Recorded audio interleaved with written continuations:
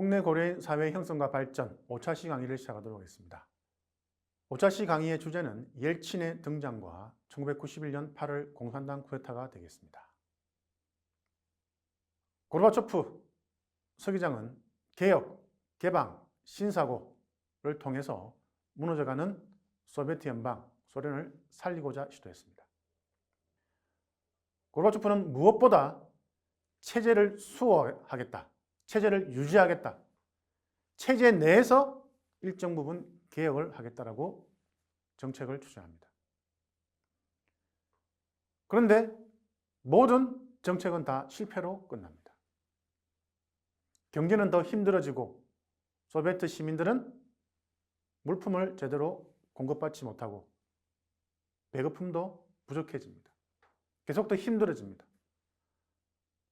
개방 정책을 통해서 소련 시민들은 소련을 지도하는 공산주의자들의 본모습을 알게 됩니다. 저 사람들이 사회주의, 공산주의, 우리 체제를 지도하는 사람들이구나. 과연 저 사람들이 이 문제를 해결할 수 있는 능력과 역량을 가지고 있을까라고 하는 의문을 가지게 됩니다. 고르바초프는 신사고를 통해서 미국에게 먼저 군비 경쟁을 중단하자고 제안을 합니다. 미국은 이 기회를 통해서 군사적으로, 경제적으로 계속 소비에트 연방을 압박하게 됩니다.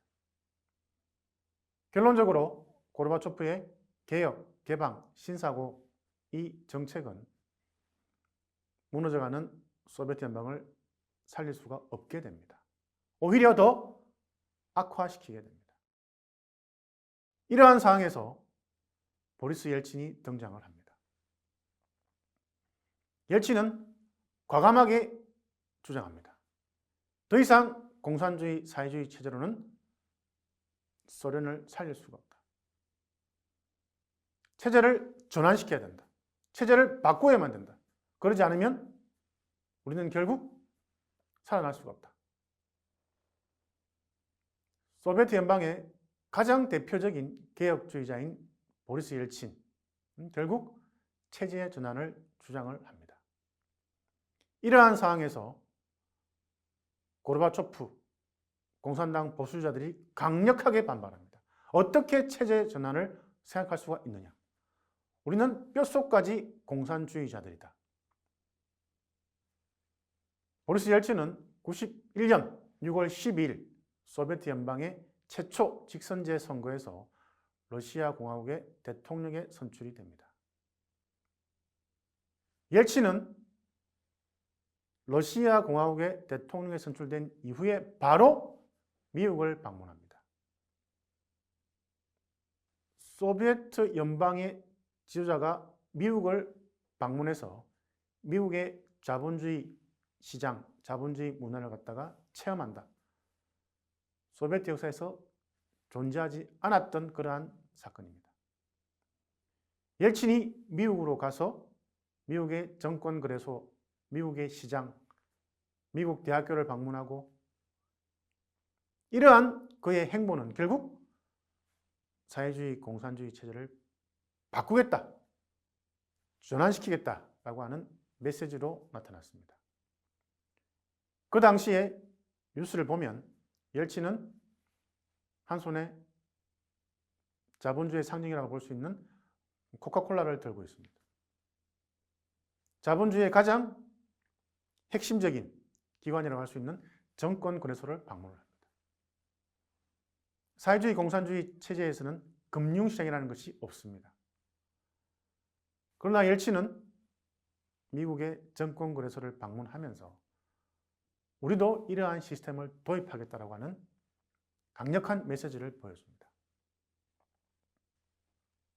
체제 내에서 개혁을 시도하려는 고르바초프와 결국 옐친은 충돌할 수밖에 없습니다. 고르바초프는 아무리 힘든 상황이 와도 우리는 체제는 바꾸지 않는다. 전환시키지 않는다. 왜? 우리는 공산주의자, 사회주의자이기 때문입니다. 근데 옐친은 그렇게 하다가는 결국 우리는 죽는다. 살아남기 위해서는 체제를 바꿔야 된다고 강력하게 주장을 하게 됩니다. 15개 소비에트 연방공화국들 중에서 가장 강한 공화국의 대통령이었던 옐친은 대내외적으로 자신의 정치적 신념을 밀어붙이기 시작합니다. 러시아 공화국 자체가 사실은 이 소비에트 연방의 가장 강한 공화국이기 때문에 결국 러시아 공화국이 하는 그러한 정책 방향이 전 소비에트 연방에 큰 영향을 줄 수가 있습니다. 그래서 당시에 소비에트 연방 대통령인 고르바초프와 러시아 공화국 대통령인 옐친이 결국 정치적으로 충돌하게 됩니다. 체제를 지켜야 된다. 체제를 없애야 된다. 라고 하는 두 세력이 결국은 충돌을 하게 됩니다. 이러한 상황에서 결국 1991년 8월 공산당 쿠데타가 발생하게 됩니다. 공산당 보수주자들은 고르바초프의 개혁, 개방, 신사고에 큰 불만을 가지고 있었고, 그러한 상황에서 러시아 공화국의 대통령이라고 하는 옐친이 미국을 방문하면서 체제를 전환시키겠다고 하는 움직임까지 보이게 되면서 이것을 제동을 걸기 위해서 결국 1991년 8월 18일에 쿠데타를 감행하게 되는 것입니다. 공산당 보수주자들은 먼저 크림반도로 여름휴가를 떠났던 고르바초프를 감금시킵니다. 그리고 군대를 동원해서 개혁주의자들을 제거하기 시작합니다.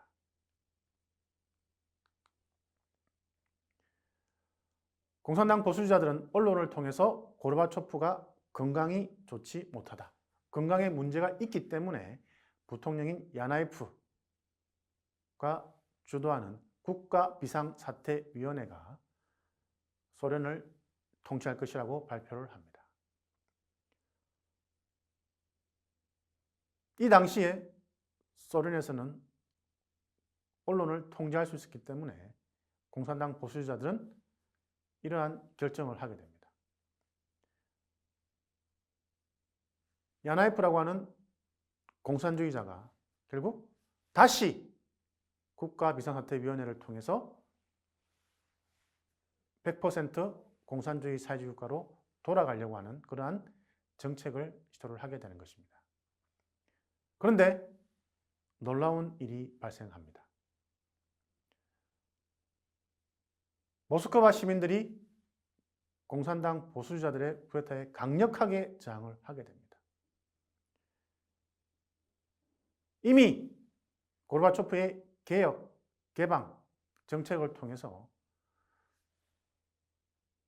자신의 조국인 소비에트 연방이 가지고 있는 문제점들을 정확하게 이해하게 된 시민들이 다시 사회주의, 공산주의로 돌아가겠다라고 하는 공산당 보수자들의 시도를 갖다가 강하게 반발하면서 저항을 하게 됩니다. 옐친은 모스크바 시민들의 지지를 바탕으로 탱크 위에 올라가 새로운 시대를 열어야 함을 강력하게 호소하면서 쿠데타를 비난합니다. 이 당시에 언론 보도를 보면 공산당 보수주자들은 옐친을 사살하라고 명령을 합니다. 고르바초프는 감금을 시켰고, 이러한 상황에서 다시 공산주의 사회주의 국가로 돌아가겠다라고 강력하게 정책을 추진합니다. 그렇지만 이미 모스크바 시민들은 체제에 불만을 더욱더 가지게 되고 체제를 전환하겠다, 체제를 바꾸겠다, 체제를 없애겠다고 하는 옐친을 지지합니다. 우리도 결국 민주주의와 자본주의로 가야 된다라고 모스크바 시민들이 동조를 하게 되는 것입니다. 모스크바 시내를 탱커들이 들어오게 되고 이 탱크들이 모스크바 시민들을 위협하게 됩니다. 그렇지만 이미 군인들조차도 사회주의 공산주의 체제에 대해서 회의감을 많이 가지고 있기 때문에 시민들에게 대해서 무력적으로 무언가를 하지는 않습니다. 결국 3일 만에 공산당 보수주자들의 쿠데타는 실패로 끝나고 맙니다. 크림반도에 감금되었던 고르바초프는 모스크바로 귀환하였으나 이미 권력은 옐친으로 넘어가 있었습니다.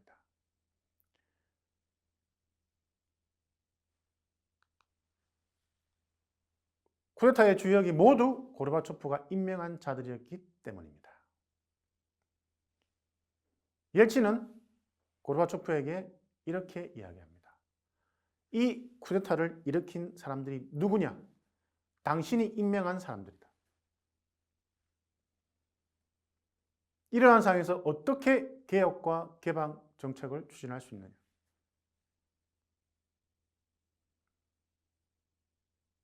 고르바초프는 자신을 감금한 자들이 자신이 임명한 사람들인 것을 알기 때문에 신속하게 이러한 문제를 해결해야 됩니다.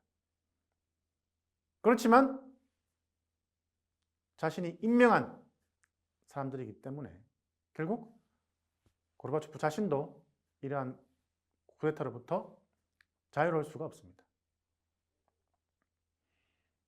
고르바초프는 결국 권력에서 물러납니다.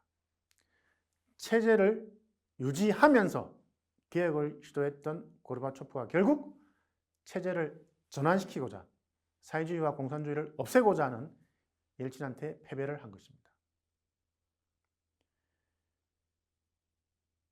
1991년 8월 공산당 보수주자들의 쿠데타 이후에 옐친은 러시아 공화국에서 더 이상 공산당이 활동할 수 없다고 선포합니다. 이러한 상황에서 러시아 공화국을 비롯한 15개 소비에트 연방 공화국들은 새로운 선택을 해야만 됩니다. 더 이상 우리가 소련의 의지를 해야 될 것인가? 소비에트 연방의 공화국으로 남아 있을 것인가? 아니면 우리도 독립을 할 것인가? 독립국가로 다시 태어날 것인가? 라고 하는 선택을 해야 되는 기로에 서게 됩니다. 결국 체제를 유지하고자 했던 고르바초프가 체제를 전환시키고자 했던 옐친한테 패배함으로 인해서 전체 소비에트 연방에 엄청난 소용돌이가 일어나게 됩니다. 더 이상 소비에트 연방은 필요가 없다. 우리는 독립을 하고 싶다. 아니다. 그래도 우리는 공산주의와 사회주의를 지켜야 된다. 계속 소비에트 연방을 유지해야 된다. 이러한 새로운 대립이 발생하게 됩니다.